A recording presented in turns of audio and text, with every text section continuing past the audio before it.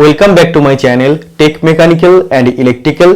आज मैं डिस्कस करूंगा steel authority of India limited SAIL Rourkela steel plant RSP fitter trade memory based question paper, जिसका CBT examination 3 March 2024 conduct हुआ था। Paper में टोटल आपको 100 क्वेश्चन पूछा गया था। Out of 100 question 50 question trade theory से पूछा गया था और बाकी 50 क्वेश्चन नॉन टेक्निकल पूछा गया था। नॉन टेक में से 30 क्वेश्चन जीके पूछा गया था। जीके में से लगभग 20 से 22 क्वेश्चन उड़ीसा स्टेट का जीके पूछा गया था, उड़ीसा स्टेट का जीके, और उसमें से बाकी 8 से 10 क्वेश्चन रिसेंट करंट अफेयर से पूछा गया है। 10 क्वेश्चन मैथ और बाकी 10 क्वेश्चन पूछा गया था जनरल इंग्लिश। पेपर काफी सिंपल था और अगर इस आउट ऑफ 100 क्वेश्चन का बात करें तो सिर्फ 20 से 22 क्वेश्चन जो है उन सभी स्टूडेंट के लिए दिक्कत हुआ जो आउट ऑफ उड़ीसा स्टेट का स्टूडेंट है, क्योंकि प्योर उड़ीसा स्टेट का जीके पूछा गया है इसमें, तो थोड़ा सा इसमें मुश्किल हुआ है। बाकी पेपर सिंपल है और ऐसा नहीं है कि उड़ीसा स्टेट का स्टूडेंट है मतलब उड़ीसा का हर जीके का आंसर सही कर पाएगा। ऐसा भी क्वेश्चन पूछा जाता है जो उड़ीसा का स्टूडेंट भी नहीं जानते हैं। इसलिए जो भी आप आउट ऑफ उड़ीसा स्टूडेंट है कोई टेंशन मत लीजिए। आपका अगर बाकी सब अच्छे से अप करके आया है तब भी आपका सिलेक्शन होने का बहुत अच्छा चांस है। तो आज का पेपर में लगभग टेक्निकल का 50 क्वेश्चन डिस्कस करूंगा, इसका साथ जीके का क्वेश्चन करूंगा 5 से 7 क्वेश्चन, इंग्लिश का क्या क्या क्वेश्चन पूछा गया था, कौन सा टॉपिक से क्वेश्चन पूछा गया था, मैथ का कौन सा क्वेश्चन पूछा गया था, कौन कौन टॉपिक से क्वेश्चन पूछा गया था, सब टोटल डिस्कशन आज का पेपर में होगा। सेल का पेपर का डिस्कशन करने में काफी लेट हो रहा है क्योंकि मेरा भी एक रिलेटिव एग्जाम देने उड़ीसा गया था, मैं उसी को साथ में लेके गया था और उड़ीसा से लौट के आने में थोड़ा टाइम लग गया। उसका बाद मेरा एक दिन ऑफिस था तो आके मैं फिर घर पर आके वीडियो आप लोगों के लिए बना रहा हूं। तो इसमें आपको कंप्लीट पेपर मिलेगा, पूरा वीडियो देखिए, आप लोगों के लिए काफी हेल्पफुल होगा आज का वीडियो का डिस्कशन। पहला क्वेश्चन टेक्निकल का है। Name the property of metal which can be drawn into air without rupture. बिना टूटे फूटे धातु का वो कौन सा प्रॉपर्टी है जिसको हम लोग खींच के तार में बदल सकते हैं, तार बना सकते हैं। तो मेटल का वो प्रॉपर्टी है जिसमें हम लोग मेटल को खींच के तार बना सकते हैं, जिसमें वो कोई भी फ्रैक्चर वगैरह कुछ नहीं होता है। तो वो प्रॉपर्टी होता है डक्टिलिटी प्रॉपर्टी, मतलब डक्टिलिटी प्रॉपर्टी से हम लोग तार बनाते हैं। ऐसा भी क्वेश्चन आपको पूछा जाता है कि आपको थीन शीट बनाना है तो धातु को कौन सा प्रॉपर्टी से आप थीन शीट बना सकते हैं, तब आपको बोलना है मेलेबिलिटी प्रॉपर्टी से। सेकेंड क्वेश्चन आपको पूछा गया था what is the material to manufacture bench vice. Bench vice या इंजीनियर्स वाइस को बनाने के लिए कौन सा धातु यूज होता है? कास्ट आयरन, कभी कभी कास्ट स्टील भी दिया जाता है। तो कास्ट आयरन ऑप्शन में था तो कास्ट आयरन बिल्कुल राइट आंसर हो जाएगा। बेंच वाइस को पैरेलल जॉ वाइस भी कहा जाता है क्योंकि इसका जो फिक्स्ड जो है और जो मूवेबल जो है दोनों एक दूसरे का पैरेलली ओपन होता है। Third question what is the purpose of grooves provided in the V block. जो आपका वी ब्लॉक होता है, ऐसे तो आपका एक वी शेप रहता है और इसमें आपका एक ग्रूव भी होता है। एक देख लीजिए, एक आपका ऐसा ग्रुप होता है, इस ग्रुप का बात कर रहे हैं। तो एक ग्रुप क्यों दिया जाता है? तो एकोमोडेट द क्लैंप, और भी ब्लॉक का साथ कौन सा क्लैंप यूज होता है? यू क्लैंप, यू शेप का ऐसा एक क्लैंप यूज होता है। तो इसीलिए राइट आंसर हो जाएगा एकोमोडेट द यू क्लैंप। या ऑप्शन में अगर आपका था एकोमोडेट द क्लैंप तो वो भी आपका राइट आंसर हो जाएगा कि क्लैंप को सहायता देने के लिए भी ब्लॉक में ग्रुप प्रोवाइड किया जाता है। Fourth number question why the balancing weight is provided in the turning fixture. Turning fixture में जैसे आप लोग जानते हैं मिलिंग में टर्निंग में हम लोग फिक्सर यूज करते हैं, तो उसमें बैलेंसिंग वेट क्यों दिया जाता है? एक्चुअली वो आपका बैलेंस करने के लिए दिया जाता है। इसीलिए आप पढ़ लीजिए the two balance irregular workpiece. Irregular workpiece को जब आपको बैलेंस करना होगा, इरेगुलर वर्कपीस मतलब वो आपको प्रॉपरली सर्कुलर शेप या हेक्सागोनल या ऑक्टागोनल शेप में नहीं है, वो कैसा है सोचिए, ऐसे अंडाकार अगर होगा तो ये तो आपका जब रोटेट होगा प्रॉपरली रोटेट नहीं होगा, ये आपका वॉबलिंग होगा। तो इसको एक्चुअली बैलेंस करने के लिए हम लोग बैलेंस वेट प्रोवाइड करते हैं। इसीलिए टू बैलेंस इरेगुलर वर्कपीस, और नियमित आकार के वर्कपीस को बैलेंस करने के लिए प्रोवाइड किया जाता है balancing weight. Next question number 5, which type of jig do not have base plate. किस प्रकार के जिग का बेस प्लेट नहीं होता है? तो template jig is the right answer हो जाएगा। कुछ स्टूडेंट बोल रहा है कि प्लेट जिग हो जाएगा। Plate jig, actually plate jig में भी बेस प्लेट होता है, लेकिन कभी कभी बेस प्लेट नहीं भी होता है, लेकिन किसमें बिल्कुल भी बेस प्लेट नहीं होता, तो तब आपका राइट आंसर हो जाएगा टेम्पलेट जिग।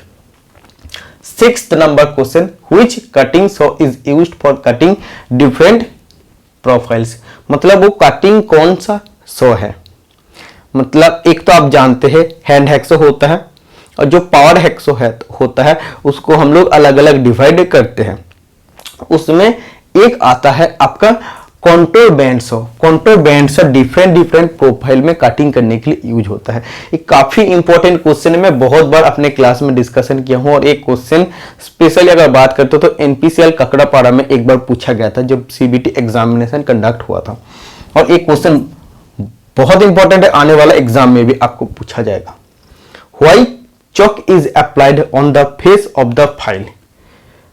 फाइल का फेस में चॉक क्यों अप्लाई किया जाता है? To reduce penetration and pinning. देखिए जो फाइल का टीथ होता है उसमें अगर हम लोग पहले से चॉक देखे पूरा उसका टीथ का गैप को फिल कर देते हैं, तो जब फाइलिंग करेगा ना तो उसका टीथ का बीच का तो गैप पहले से चॉक से फिल हुआ है, तो वो जब कटिंग करेगा तो उसमें बहुत कम अमाउंट ऑफ मटेरियल कटेगा, क्योंकि उसका टीथ का बीच में गैप बहुत कम है, बहुत कम अमाउंट ऑफ मटेरियल रिमूव करेगा, और जो मटेरियल रिमूव करेगा कम अमाउंट ऑफ मटेरियल, वो पेनिट्रेशन होने का चांस भी नहीं होगा, और जो भी आपका मटेरियल निकलेगा वो आपका टीथ का बीच में जाने का कोई चांस नहीं रहेगा, क्योंकि पहले से ही तो टीथ का बीच में चॉक है। ओके, इसीलिए to reduce penetration and pinning मतलब चिप का पेनिट्रेशन टीथ के बीच में जाने से रोकने के लिए, या पिनिंग होने के लिए, पिनिंग होने से रोकने के लिए टीथ का फाइल का टीथ सरफेस में चॉक यूज किया जाता है। Okay, next question number 8, what is the name of portion left between flutes in A drill. देखिए ड्रिल का 2 फ्लूट होता है, ऐसे ऐसे 2 फ्लूट होता है, 2 फ्लूट के बीच में जो आपका ऐसा गैप रहता है, एकदम ड्रिल का एकदम पॉइंट में अगर आप देखते हैं ना तो ऐसा आपका एक गैप होता है, तो ये जो आपका गैप होता है जो 2 फ्लूट को डिवाइड करते हैं, तो इसका नाम क्या है?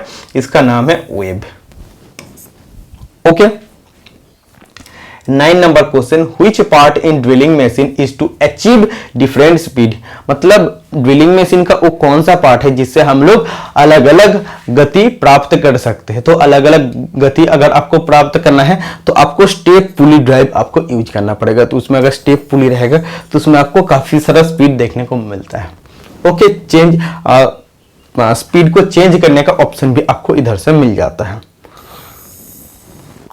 10th number question, which cutting fluid used for drilling in cast iron. देखिए इसमें बोल रहा है जब आपको कास्ट आयरन का ड्रिलिंग करना पड़ेगा तो कौन सा कटिंग फ्लूइड यूज होता है, तो इसके लिए आपका ड्राई एयर यूज होता है, तो dry air jet is the right answer हो जाएगा। इसके लिए कोई भी लिक्विड जैसा चीज आपका कटिंग फ्लूइड का हिसाब से नहीं यूज होता, ओनली ड्राई एयर काफी होता है कास्ट आयरन को मशीनिंग करने के लिए या ड्रिलिंग करने के लिए। 11 number question, what is the angle of countersink head screw. Countersink head screw का एंगल कितना होता है, तो काउंटर सिंक हेड स्क्रू का एंगल होता है 90 डिग्री। ओके, 12 नंबर क्वेश्चन देखिए, which term describes the axial movement of screw in one complete turn. तो देखिए किसी भी एक आपका स्क्रू है, तो ये स्क्रू उसके पूरा एक चक्कर में किसी भी कंपोनेंट का अंदर जितना आगे बढ़ता है उसको क्या कहते हैं, देखिए which term describe the axial movement of a screw in one complete turn, मतलब किसी भी एक आपका स्क्रू है और उसके पूरा एक चक्कर में वर्कपीस के अंदर जितना आगे बढ़ता है, सोचिए इतना तक आ गया है, तो ये उसका क्या हो जाता है, ये उसका लीड होता है, लीड। ओके, अगर सिंगल स्टार्ट थ्रेड होता है इसमें, तो सिंगल स्टार्ट थ्रेड में lead is equal to pitch का बराबर होता है। Okay, next question number 13, how many fundamental tolerance grades are available. तो देखिए ब्यूरो ऑफ इंडियन स्टैंडर्ड का हिसाब से टॉलरेंस ग्रेड टोटल 18 होता है और फंडामेंटल डिविएशन होता है 25। अगर बीटी स्टैंडर्ड में आपको पूछा जाता है बीएसआई में, तो आपका हो जाता है 21 नंबर ऑफ फंडामेंटल डिविएशन और 16 ग्रेड ऑफ टॉलरेंस।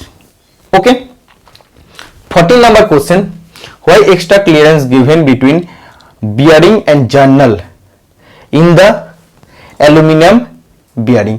देखिए एल्यूमिनियम बियरिंग में बियरिंग और जर्नल का बीच में क्लियरेंस एक्स्ट्रा क्यों दिया जाता है।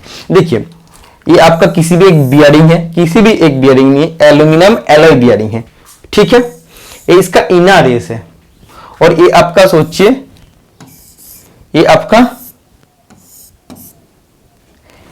एक शाफ्ट है, ठीक है, जो शाफ्ट बियरिंग का अंदर जाएगा। तो शाफ्ट का जो पोर्शन, सोचिए इतने पोर्शन जो बियरिंग का अंदर रहेगा उसको कहते हैं जर्नल, उसको कहते हैं जर्नल। फिर से मेरा बात सुन लीजिए, ये शाफ्ट है, ये आपका एल्यूमिनियम एलॉय बियरिंग है। शाफ्ट का जितने पोर्शन बियरिंग का अंदर रहता है उसी को जर्नल कहते हैं। मतलब सोचिए इतने से इतने तक इसका जर्नल है, तो बोला ये जो आपका जर्नल है और ये जो आपका एल्यूमिनियम एलॉय बियरिंग है, तो इन दोनों का जब फिट करते तो उसी का बीच में क्यों एक्स्ट्रा क्लियरेंस दिया जाता है। तो देखिए to overcome high thermal expansion, मतलब हाई थर्मल एक्सपेंस को ओवरकम करने के लिए, मतलब पार करने के लिए। एक्चुअली क्या होता है, ये अगर आप जो बियरिंग है वो आपका इनर रेस है और जर्नल है, तो इसमें अगर टाइट फिट होता है ना, तो जब ये थर्मली एक्सपेंस होगा, जब हीट पाने पर जब ये एक्सपेंस होता है ना, तो इसमें बहुत ज्यादा टाइट हो जाएगा। बहुत ज्यादा जब टाइट होगा तो बियरिंग एक्चुअली इनर रेस में घूम नहीं पाएगा, पूरा टाइट हो जाएगा, तो उसमें आपका एक कॉम्प्लिकेटेड सिचुएशन का क्रिएट करेगा। तो इसीलिए हम लोग क्या करते हैं, एक्स्ट्रा क्लियरेंस दे देते हैं, उसके बाद जर्नल को फिट करते हैं। तो उसमें अगर इतना हीट पाने पर भी अगर एक्सपेंस भी होता, अगर बढ़ता भी है, तो इसमें कोई दिक्कत नहीं होता, बियरिंग में कोई इफेक्ट नहीं पड़ता है। इसीलिए जो भी थर्मली हाई थर्मल एक्सपेंशन होता है उसको एक्चुअली जीतने के लिए आप बोल सकते हैं कि ओवरकम करने के लिए, मतलब उसको अचीव करने के लिए इसमें एक्स्ट्रा क्लियरेंस को दिया जाता है। ओके, इतना समझ में आ गया है।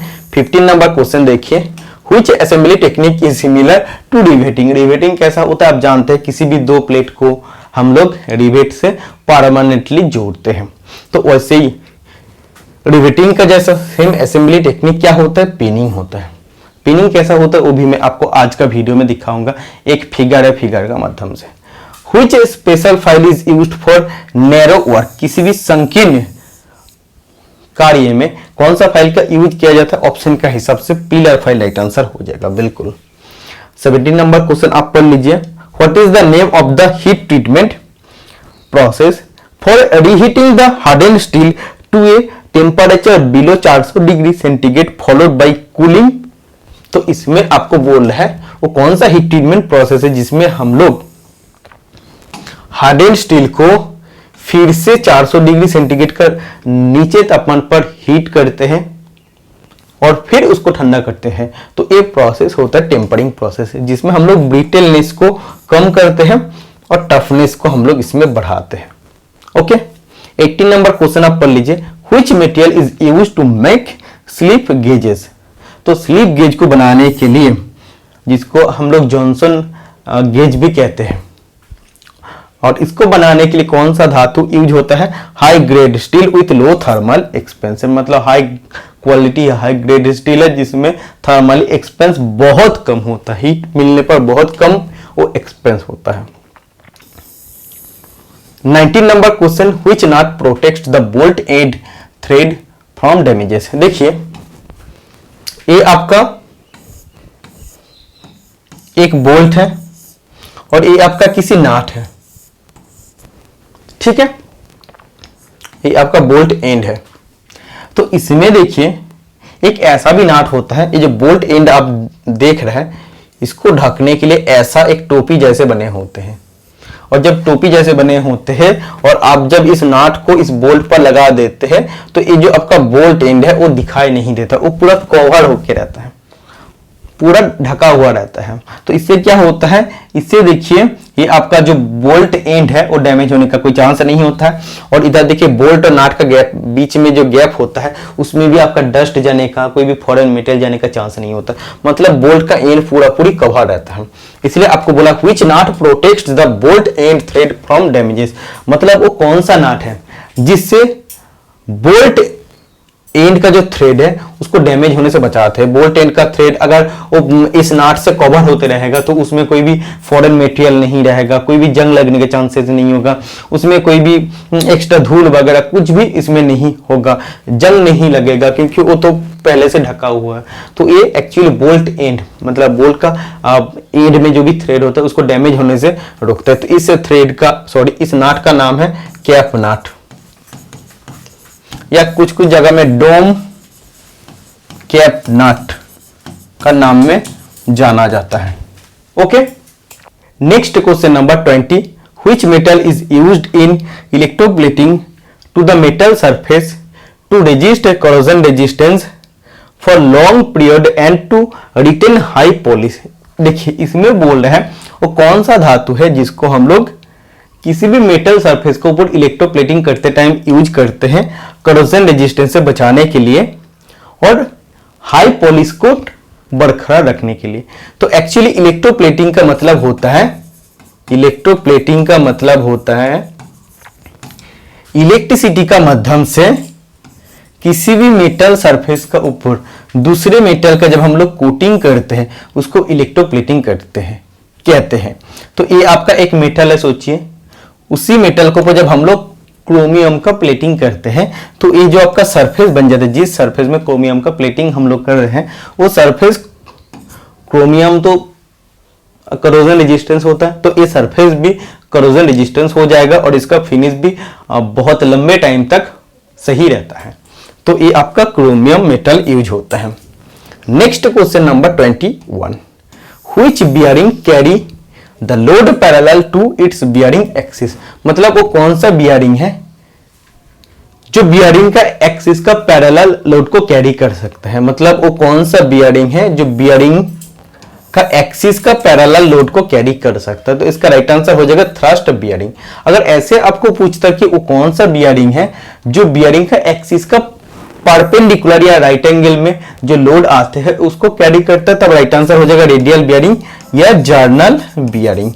ओके, नेक्स्ट क्वेश्चन नंबर 22, इसमें देखिए which type of bearing metal is self lubricated, मतलब वो किस धातु से बने बियरिंग मेटल सेल्फ लुब्रिकेटेड होता है जहां पे आपको मैन्युअली लुब्रिकेशन करने का कोई जरूरत नहीं होता है। तो अगर हम किसी भी बियरिंग को सिंटर्ड एलॉय से बनाते हैं तो उसमें हम लोग को मैन्युअली लुब्रिकेटिंग करने का कोई जरूरत नहीं पड़ेगा क्योंकि वो सेल्फ लुब्रिकेटेड मेटल है। ओके, 23 नंबर क्वेश्चन में एक बार डिस्कशन कर दिया हूं, दोबारा टाइप इसमें मैं लिख लिया हूं, इसको आप छोड़ दीजिए।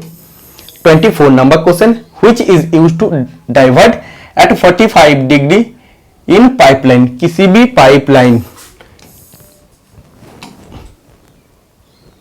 किसी भी आपका पाइपलाइन है इसको अगर आपको 45 डिग्री में आपको क्या करना है, डिविएशन करना है या डाइवर्ट करना है। जब आपको ये पाइप है इसको 45 डिग्री एंगल में जब आपको डाइवर्ट करना है या उसको आपको अलग करना है तो इसके लिए कौन सा इक्विपमेंट या कौन सा टूल यूज होता है, या बोल सकते हैं उसके लिए क्या चीज यूज होता है, तो एल्बो यूज होता है। ऐसे आपको जब किसी भी पाइपलाइन को पूरा 90 डिग्री में जब आपको डाइवर्ट करना पड़ेगा तो तब कौन सा चीज यूज होता है, तब आपको 90 डिग्री का भी एल्बो यूज होता है। ओके, 45 डिग्री में जब आपको बोलेगा तो 45 डिग्री आपका एल्बो यूज होता है। 25 number question, when the face of the pulley is crowned in power transmission. Power transmission में पुली का फेस क्राउंड क्यों होता है, मतलब जो आपका पुली है, ऐसा जो आपका पुली है इसका फेस कन्वेक्सिटी होता है, फेस में कन्वेक्स शेप का होता है। तो कन्वेक्स शेप होने का कारण बीच में आपका उत्तल रहता है और उसी में आपका जो बेल्ट होता है बेल्ट भी आपका रहता है। अगर आपका पूरा जो पुली है वो भी पैरेलल है और अगर बेल्ट भी पैरेलल है, वो गिरने का किसी तरफ गिरने का चांसेस होता है। लेकिन देखिए वो आपका बेल्ट का जो पुली का जो सरफेस है और ये जो आपका बेल्ट है ऐसा है, तो ये अगर आपका इधर आ जाता है तो आपको फिर इधर भेज देता है, मतलब ऑटोमेटिक सेल्फ अलाइनमेंट कर लेता है। और इसको क्या करता है, इसको सेंट्रलाइज रखने में मदद करता है, बेल्ट को सेंट्रलाइज रखने में मदद करता है। इसलिए आप देखिए कीप द बेल्ट सेंट्रलाइज, मतलब बेल्ट को सेंट्रल में रखने के लिए पुली का सरफेस को कन्वेक्स बनाया जाता है, जिसको क्राउनिंग ऑफ पुली कहा जाता है। Next question number 26, which graphical representation of the activities perform during manufacturing. Manufacturing के दौरान जो भी एक्टिविटी हम लोग परफॉर्म की है, मतलब किसी भी वर्कपीस को जब हम लोग मैन्युफैक्चर करते हैं तो उसको बनाने के लिए जो भी एक्टिविटी, जो भी ऑपरेशन हम लोग की है, तो उसको जो हम लोग ग्राफिकल रिप्रेजेंटेशन से बताते हैं तो उसको क्या कहा जाता है, उसको प्रोसेस चार्ट कहा जाता है। प्रोसेस चार्ट में लिखा रहता है कि हम लोग कौन सा प्रोसेस को स्टेप बाय स्टेप फॉलो किया है, तो एक प्रोसेस चार्ट से एक्चुअली बताया जाता है। तो इस ग्राफिकल रिप्रेजेंटेशन को प्रोसेस चार्ट कहा जाता है। The maximum cutting capacity of snip, तो स्निप का मैक्सिमम कटिंग कैपेसिटी होता है, अगर सीट मेटल का थिकनेस 1.2 मिलीमीटर तक है तो स्निप से हम लोग कट सकते हैं। 1.2 मिलीमीटर से ज्यादा थिकनेस वाला किसी भी सीट होता है तो उसको कटने के लिए स्निप से नहीं होगा, उसको सीयर से कटना पड़ेगा। 28 number question, which file is used as finishing tool and ensure precision smoothness. ये भी क्वेश्चन बहुत इंपॉर्टेंट है और बहुत बार क्लास में मैं बताया हूं कि वो कौन सा फाइल है जो फिनिशिंग टूल है और किसी भी प्रिसिजन स्मूथनेस के लिए यूज किया जाता है। बहुत ही सूक्ष्म मापी जब स्मूथनेस करना है तो यूज किया जाता है। तो इसका राइट आंसर हो जाएगा Swiss pattern file. Okay, most important question है। Next question number 29, which material is used to make sine bar. Sine bar को तैयार करने के लिए कौन सा धातु का उपयोग किया जाता है, स्टेबिलाइज्ड क्रोमियम स्टील का यूज किया जाता है। Next question number 30, what is the quenching media is used in heat treatment to obtain faster rate of cooling। Heat treatment का टाइम वो कौन सा कूलिंग या क्विंचिंग मीडिया है जिससे हम लोग बहुत तेजी से वर्कपीस को ठंडा कर सकते हैं। तो सबसे अच्छे क्विंचिंग मीडिया होता है ब्राइन सॉल्यूशन, इससे सबसे जल्दी वर्कपीस ठंडा होता है। 31 number question, which scraper is used for scraping of small diameter hole and dividing whole.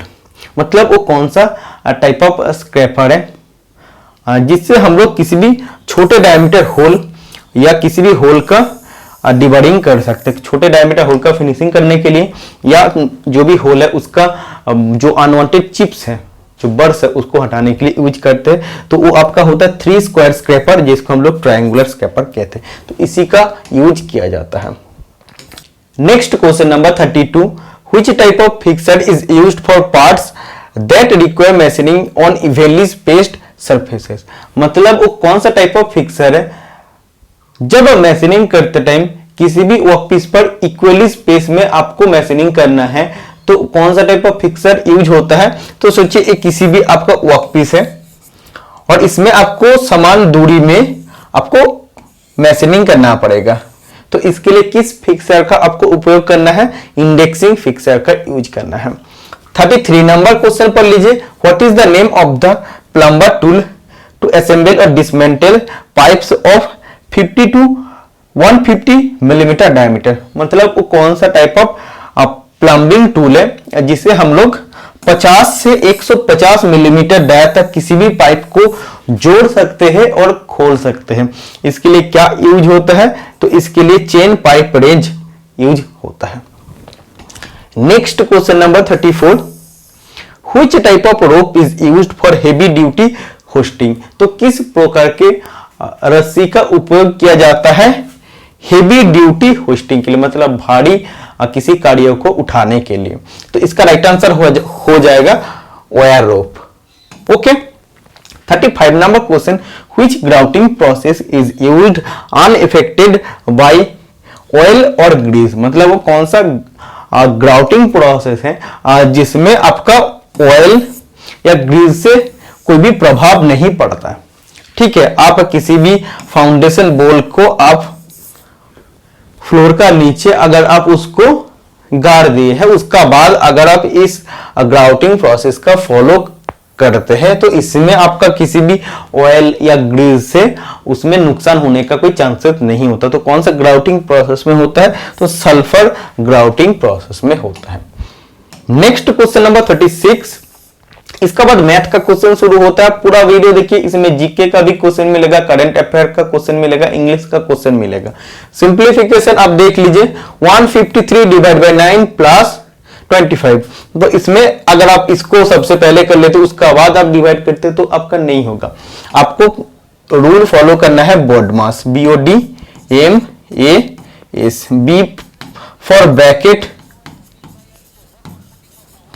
O for of, D for divide, M for multiple या मल्टीप्लीकेशन, A फॉर एडिशन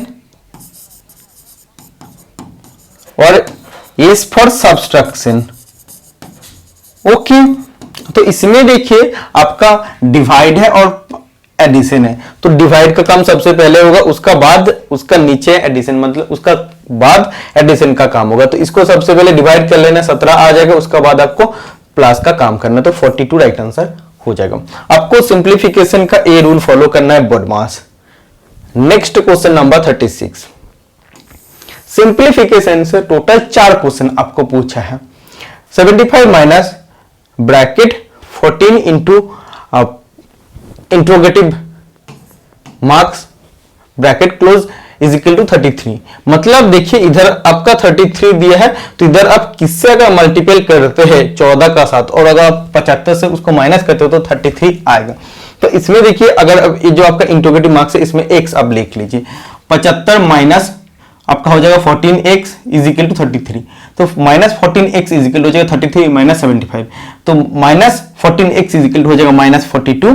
तो x is equal to हो जाएगा 42 divide by minus 14, तो minus minus cut जाएगा, 14 divide by 42 मतलब x is equal to 3 value आ जाएगा। तो इधर आप अगर 3 लिखते हैं तो देखिए 3 14 42, 42 अगर 75 से माइनस करते हो तो 33 आता है, तो ये भी आपका वैल्यू आ जाता है।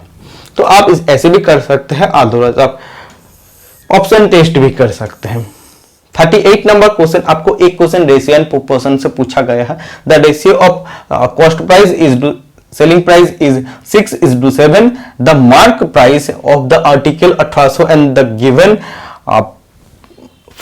400 discount, what is the cost price. इसमें देखिए आपको कॉस्ट प्राइस और सेलिंग प्राइस का रेशियो दिया गया है। इससे जो आपको दिखाई दे रहा है कि आपको देखिए इसमें प्रॉफिट ही हो रहा है, ठीक है, क्योंकि कॉस्ट प्राइस अगर आप सोचिए 600 होता है तो इसमें आपका सेलिंग प्राइस 700 हो जाएगा, उस रेशियो में है।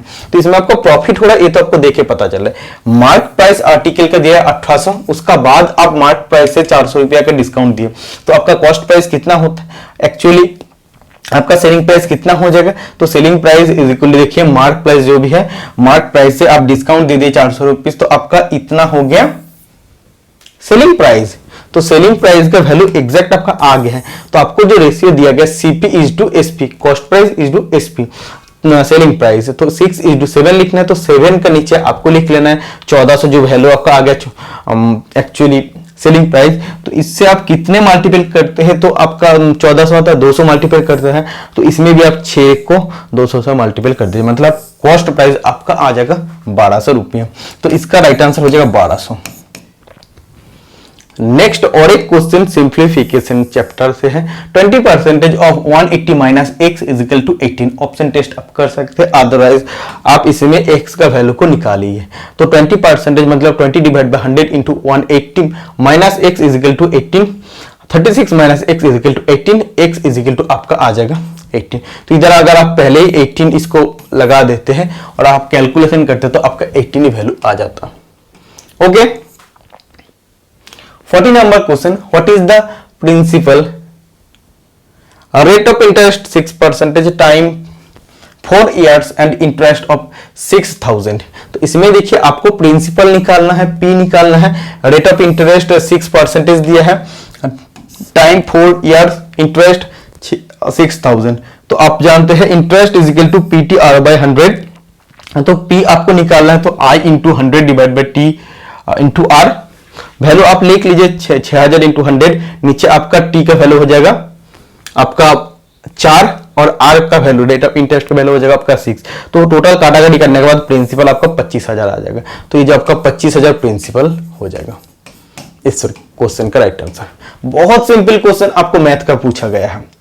इसका बाद देखिए एक क्वेश्चन ऐसा आपको दिया गया था, P plus Q plus R is equal to 12000, P plus Q is equal to 7000, Q is equal to R minus 1000। तो इसमें आपको निकालना है P का वैल्यू क्या हो जाएगा। ठीक है, तो P का वैल्यू एक्चुअली आपको निकालना है। तो आप देखिए इधर आपको क्या दिया, P plus Q is equal to आपको दिया है 7000 और P plus Q plus R is equal to 12000 दिया है। तो आप इधर देखिए आर का वैल्यू निकाल सकते हैं क्योंकि P प्लस क्यू आपको कितना पता है, P प्लस क्यू आपका 7000 पता है, तो आर का वैल्यू आपका हो जाएगा 5000। इसका बाद देखिए और आपको क्या दिया है, Q is equal to R minus 1000। तो इधर देखिए आर का वैल्यू आपका क्या निकल गया 5000।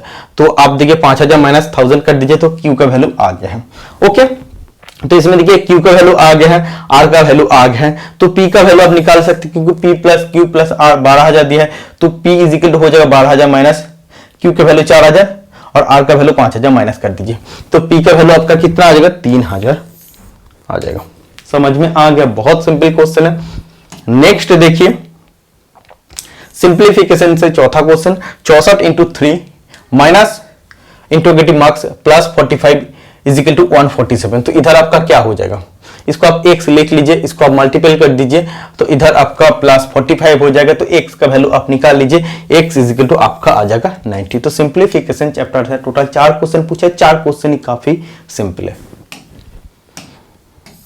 43 number question, A can complete a task in 40 days and B can complete a task in 50 days. If A and B works together, the task will be completed in how many days? A किसी काम को 40 दिन में और B same कार्य को 50 दिन में कंप्लीट कर सकते हैं। दोनों अगर एक साथ काम करते हैं तो कितने दिन में कंप्लीट होगा। अगर अकेला अकेला काम करते हैं तो ज्यादा टाइमिंग लगेगा, अगर दोनों एक साथ मिलकर काम करने लगेगा तो टाइमिंग कम लगेगा। 40 इसको लग रहा था A को और B को 50 दिन लग रहा था, मतलब उससे भी कम टाइम लगेगा दोनों मिलकर अगर एक साथ काम करते हैं तो देखिए A क्या कर रहा है 40 दिन में टोटल काम अगर मान लेते एक पार्ट तो एक दिन में कितना करता है 1/40 पार्ट। B का उसी तरह से आप कर लीजिए 50 दिन में अगर एक पार्ट काम करता है तो एक दिन में करता है 1/50 पार्ट। तो आप निकाल सकते हैं A प्लस B दोनों मिलके एक दिन में कितना करेगा 1/40 प्लस 1/50 9/200 पार्ट। तो आप क्या बोल सकते हैं, आप ऐसे बोलिएगा कि 9/200 पार्ट काम A प्लस B कितने दिन में कर रहा है 1 डे में कर रहा है। तो आपको क्या करना है, एक पार्ट काम A और B टोटल आपका काम कितना था, एक पार्ट काम कितना दिन में करेगा 1 डिवाइड बाई 9 डिवाइड बाई 200। तो एक्चुअली आपका हो जाएगा 200 डिवाइड बाई 9। तो इसको आप कैलकुलेशन कर लीजिए, जो भी आपका आंसर आएगा वो राइट आंसर हो जाएगा। ओके, 44 नंबर क्वेश्चन देख लीजिए। इसमें मैं आपको बताऊंगा मैथ का और कहां से क्वेश्चन पूछा गया था। पूरा वीडियो देखिए, वीडियो में और भी जीके का क्वेश्चन है। बोट एंड स्ट्रीम से एक क्वेश्चन आपको पूछा गया था, पार्टनरशिप से एक क्वेश्चन आपको पूछा गया था, रेशियो एंड प्रोपोर्शन से एक क्वेश्चन पूछा गया था। जीके का लगभग 20 से 22 से ओडिशा रिलेटेड जीके आपको पूछा गया था। 8 से 10 करंट अफेयर आपको पूछा गया था। इंग्लिश का देखिए फिल इन द ब्लैंक्स आपको पूछा गया था 2 से 3 क्वेश्चन। स्पेलिंग एरर से एकदम पूरा 4 क्वेश्चन, आप देखिए 4 क्वेश्चन आपको स्पेलिंग एरर से पूछा गया। स्पेलिंग एरर तो मेरा हिसाब से लगता है इंग्लिश का बहुत सिंपल टॉपिक है ये, तो आपको स्पेलिंग तो एटलीस्ट आना चाहिए। 49 नंबर क्वेश्चन आप देखिए, जीके का क्वेश्चन है, who won best actor Filmfare 2024। तो 2024 में best actor Filmfare award किसको मिला है? रणबीर कपूर को मिला है for Animal movie. Animal movie के लिए मिला है best actor Filmfare award. 50 number question, where was Draupadi Murmu born? Draupadi Murmu कहां पर जन्म लिया है? ऊपर बेदा, उड़ीसा में जन्म लिया है। इंग्लिश का ऑपोजिट वर्ड से एक दो क्वेश्चन पूछा गया, तो बहुत सिंपल एक टॉपिक भी है। जैसे कॉम्प्रिहेंशन देता है ना, कॉम्प्रिहेंशन तो काफी इजी होता है, opposite word, spelling correction. Okay, देखिए एक क्वेश्चन आपको उड़ीसा जीके से पूछा गया था, Kalinga war was a fought in between. तो कलिंगो युद्ध किसका बीच में हुआ था? तो सम्राट मौर्य सम्राट अशोक और कलिंग स्टेट का रूलर मतलब शासक के साथ, या जो भी उधर के राजा था कलिंग का, उसी का साथ अशोक का एक्चुअली युद्ध हुआ था। एक क्वेश्चन आपको पूछा गया था DIPA, इसका फुल फॉर्म आपको पूछा गया था। फुल फॉर्म में आपको ए का फुल फॉर्म पूछा था। ओके, ऐसा एक क्वेश्चन था। कंपाउंड इंटरेस्ट रिलेटेड एक क्वेश्चन आपको पूछा गया था मैथ में। 55 नंबर देखिए, which of the following is a steel plant है? आपको ऑप्शन दिया गया था कि इनमें से कौन सा स्टील प्लांट है। तो स्टील प्लांट बोकारो भी होता है, इसको भी होता है, दुर्गापुर होता है, राउरकेला होता है, ओके, भिलाई होता है। तो ये तीनों आपका ऑप्शन में था। एक क्वेश्चन आपको पूछा गया था वुमेन्स क्रिकेट रिलेटेड, एक क्वेश्चन की कहां पर अरेंजमेंट हुआ है, किस जगह में हुआ है, ऐसा रिलेटेड क्वेश्चन आपको पूछा गया है। 57 नंबर एक क्वेश्चन था, Mahanadi river is located in. Mahanadi river कहां पर है? तो महानदी रिवर एक्चुअली ओडिशा में है। और कौन सा स्टेट को पार किया है? देखिए इसमें संबलपुर, कटक, केंद्रपुरा, पुरी, जगत सिंहपुर, इतने सारा डिस्ट्रिक्ट को पार करके गया है उड़ीसा स्टेट का। ठीक है, तो जो भी आपका ऑप्शन में था इसी में से कोई था। इसका बाद में टेक्निकल का जो भी डायग्राम रिलेटेड क्वेश्चन पूछा गया उसी का मैं डिस्कशन करूंगा, तो आप पूरा वीडियो को देखिए। मैं तो छोटा कर लेता हूं। What is the name of the die? तो इस डाई का नाम क्या है? Split die, half die, solid die, adjustable screw plate die. तो इस डाई का नाम हो जाएगा हाफ डाई। ठीक है, दोनों पार्ट में अवेलेबल होता है। नेक्स्ट क्वेश्चन नंबर जो भी है देख लीजिए, what is the name of the tool? तो इस टूल का नाम क्या है? तो आपको देख के तो लग रहा है कि स्क्रैपर है, तो ये आपका हाफ राउंड स्क्रैपर हो जाएगा। किसी भी आपका अगर बियरिंग है, बियरिंग सरफेस में अगर आपको स्क्रैपिंग करना है, छोटे बियरिंग है तो उधर आपका यूज होता है। किसी ऑयल ग्रुप है उधर आपको स्क्रैपिंग करना जरूरत है, तो हाफ राउंड स्क्रैपर यूज होता है। What is the name of the bearing? तो इस बियरिंग का नाम क्या है? इस बियरिंग का नाम है नीडल बियरिंग। ऑप्शन नंबर ए बिल्कुल राइट आंसर हो जाएगा। डायग्राम रिलेटेड लगभग 10 से 12 क्वेश्चन पूछा है, सभी क्वेश्चन आपको इस क्लास से मिल जाएगा। What is the name of the pipeline symbol? तो पाइपलाइन सिंबल का इसका नाम क्या है? तो ये आपका हो जाएगा reducer concentric. Option number D बिल्कुल सही हो जाएगा। नेक्स्ट क्वेश्चन, तो इसका नाम क्या है? इसका नाम है सेरेटेड सेप्ट। ओके, ये आपका की एंड जो भी स्प्लाइन है उसी चैप्टर का क्वेश्चन है। Serrated sept is the right answer हो जाएगा। इसीलिए आपको निमी बुक पढ़ने का साथ साथ उसी का डायग्राम भी आपको करना है। निमी बुक अभी नया लॉन्च किया है, जैसे इससे पहले हम लोगों का टाइम में सेमिस्टर वाइज एग्जाम होता था, अब एनुअल एग्जाम होता है। एनुअली एग्जाम होता है, सिर्फ ITI में 2 एग्जाम होता है। और एनुअल एग्जाम पैटर्न का हिसाब से निमी ने एनुअल से बुक भी लॉन्च किया है। एक फर्स्ट ईयर का बुक है, एक सेकेंड ईयर का बुक है। बहुत सारा नया टॉपिक को भी उसी बुक में ऐड किया है। जो बुक आप भारत स्किल ऐप से डाउनलोड करते हैं उस तो आपका सेमिस्टर वाइज मिलता है, लेकिन अभी रिसेंटली निमी ने 2 बुक लॉन्च किया है हर ट्रेड के लिए। जो भी स्टूडेंट का पास निमी का बुक नहीं है, वो सभी स्टूडेंट निमी का जो नया बुक लॉन्च हुआ है वो आप ले सकते हैं। आप सभी के लिए काफी हेल्पफुल होगा, क्योंकि आप किसी भी डिपार्टमेंट पर अभी एग्जाम देने जाएंगे, आपको 50 का 50 क्वेश्चन निम्मी से पूछा जाता है। इसलिए आपको सबसे पहले पढ़ना है निम्मी बुक, और निम्मी बुक पढ़ने का साथ साथ उसी का डायग्राम भी पढ़ना है। और जो नया एनुअल बुक लॉन्च हुआ है उसमें नया टॉपिक का साथ साथ नया टॉपिक का डायग्राम भी ऐड हुआ है। तो आपको कहां से डाउनलोड करना है, तो डाउनलोड नहीं होगा, आपको डायरेक्टली बाय करना है। तो आप टेक मैकेनिकल का ऐप डाउनलोड कर सकते हैं। टेक मैकेनिकल का ऐप आपको प्ले स्टोर से मिल जाएगा और उसी में आप बुक सेक्शन में जाइए, उधर से आप फर्स्ट ईयर और सेकेंड ईयर का बुक आप बाय भी कर सकते हैं। ठीक है, तो आपको टेक मैकेनिकल का ऐप डाउनलोड करके इसको ऑर्डर करना है। आप ऑर्डर करते हैं तो आपको 10 से 12 दिन का बीच में आपका घर पर बुक पहुंच जाएगा। जिस स्टूडेंट का पास निमी का बुक है उसके लिए नहीं मैं बोल रहा हूं, अगर आप नया बुक को लेना चाहते हो उसी स्टूडेंट के लिए मैं बोल रहा हूं, आपके लिए कोई फोर्स नहीं है। क्योंकि आप देखिए इधर पेपर में जितने भी क्वेश्चन पूछा है 50 क्वेश्चन आपको निम्मी पीडीएफ से ही पूछा है और निम्मी से ही पूछा जाता है। अगर आप किसी भी और एग्जाम देते हैं उसमें भी अगर आपको पीडीएफ से क्वेश्चन पूछा नहीं जा रहा है निम्मी का, तो निम्मी का बुक से क्वेश्चन पूछा जाएगा। तो निम्मी का बुक तो आपको भाई सबसे पहले पढ़ना है, सिर्फ पीडीएफ का भरोसा में नहीं रहना है। What is the name of the screw driver? इस स्क्रू ड्राइवर का नाम क्या है?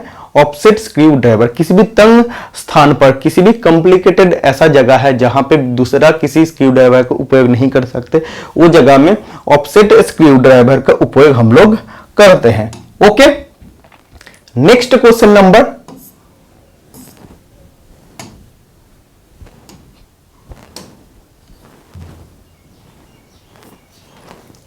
Next question, what is the name of the operation? इस ऑपरेशन का क्या नाम है? तो ये जो आप ऑपरेशन देख रहे हैं इसका नाम है स्क्रैपिंग। ऑप्शन नंबर सी बिल्कुल राइट आंसर हो जाएगा। Next question, identify the type of bolt है। इसमें देखिए एक आपका बोल्ट है और इस बोल्ट का नाम क्या है? Bolt with clearance hole. इसमें देखिए ये आपका बोल्ट का डायमीटर है और बाकी देखिए ये आपका होल कितना बड़ा है, इतना आपका बड़ा होल है। तो इसका नाम क्या है? Bolt with clearance hole. इसमें देखिए बोल्ट का प्लेस देने के लिए, स्थान देने के लिए इसमें एक्स्ट्रा क्लियरेंस भी दिया गया है, इसलिए इसका नाम है बोल्ट विथ क्लियरेंस होल।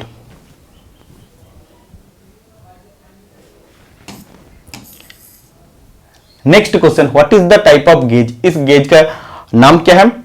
तो इस गेज का नाम है anvil type thread snap gauge, जिसका सिर्फ इंग्लिश लेटर सी का जैसा होता है। तो ऑप्शन नंबर डी बिल्कुल राइट आंसर हो जाएगा। Next question, what is the system of lubrication? Lubrication का 3 सिस्टम होता है, ग्रेविटी फीड, फोर्स फीड और स्प्लैश लुब्रिकेशन। तो स्प्लैश लुब्रिकेशन में एक आता है रिंग ऑयलिंग। रिंग ऑयलिंग का ये डायग्राम है। ओके, तो ring oiling B right answer हो जाएगा, इसी का डायग्राम है। Next question, name the part of the file marked as X. मतलब ये जो आपका फाइल है इसमें जो एक्स पार्ट है, एक्स पार्ट का नाम क्या है? तो एक्स पार्ट का नाम जो देख रहा है ये आपको इधर क्या दिया है? एक्स पार्ट आपको नहीं पूछा है, इसमें आपको फेरुल पूछा था, ये पार्ट का नाम पूछा था। ठीक है, एक्स पार्ट का नहीं था, ये जो पार्ट है इसी पार्ट का नाम आपको पूछा था। तो इसी पार्ट का नाम है फेरुल, जो एल्यूमिनियम रिंग से बने होते हैं। Name the part of a hammer marked as X. इसमें देखिए ये जो आपका पार्ट है, इस पार्ट का नाम क्या है? इस पार्ट का नाम है चीक। जो पोर्शन आपका सॉफ्ट होता है जहां पे हैमर का वेट और मैन्युफैक्चर सिंबल स्टैंप होता है। Next question, what is the name of the vice? इस वाइस का नाम क्या है? इस वाइस का नाम है हैंड वाइस। जब भी आपको किसी भी रिवेट, छोटा ड्रिल, आप स्क्रू को होल्ड करना है, मिनट जॉब को आपको परफॉर्म करना है तो हैंड वाइस उपयोग होते हैं। Next question, what is the name of the foundation bolt? Foundation bolt का नाम क्या है? तो इस टाइप ऑफ जो फाउंडेशन बोल्ट है जिसमें आप देखिए ऐसा ऐसा रहता है, ऐसा ऐसा जो भी रहता है, तो इसका नाम होता है रैग फाउंडेशन बोल्ट। तो ऑप्शन नंबर ए बिल्कुल राइट आंसर हो जाएगा। देखिए डायग्राम रिलेटेड कितना क्वेश्चन दिया है।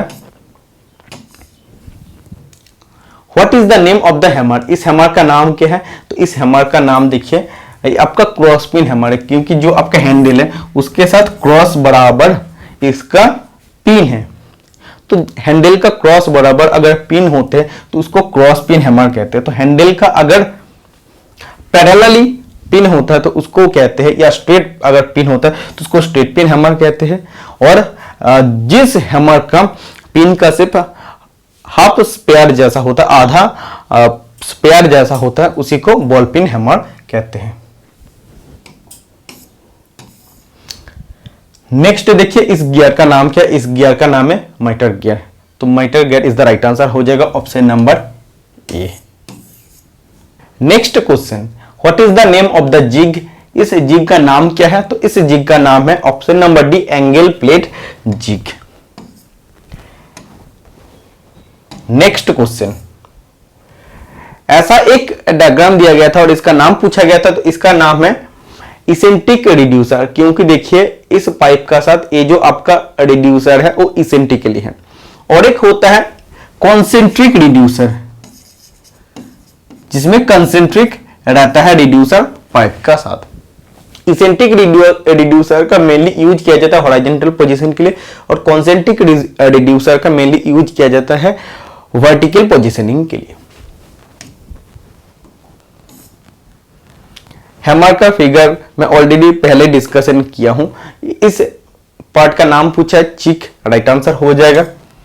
Next, identify the method of assembly technique. तो इस असेंबली टेक्निक का नाम क्या है? आप देखिए इसमें दो प्लेट को हम लोग जोड़ रहे हैं, लेकिन उसका कोई भी हेड या कोई भी टेल बाहर नहीं दिखाई दे रहा है, रिवेट प्लेट का बाहर नहीं दिखाई दे रहा है। इसमें देखिए हम लोग दोनों प्लेट को जोड़ दिए हैं, लेकिन जोड़ने के लिए हम लोग इसमें डावल का यूज किया, डावल पिन का यूज किया है, जो हिडन फास्टनिंग के लिए यूज होता है। अब देखिए दो प्लेट को तो हम लोग जोड़ दिए, आपको तो बाहर से दिखाई नहीं दे रहा है कि कैसे हम लोग जोड़े हैं, लेकिन जोड़ दिए हैं।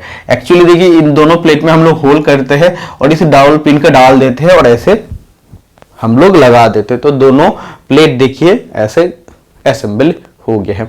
और हिडन फास्टनिंग के लिए जहां पे आप दो प्लेट को जोड़ेंगे, लेकिन आपको दिखाई नहीं देगी कि कहां से हम लोग एक्चुअली किस चीज से फास्टन किया है। और हिडन फास्टनिंग के लिए डावल पिन का यूज किया जाता है, और इस टेक्निक का नाम है डावलिंग। ओके,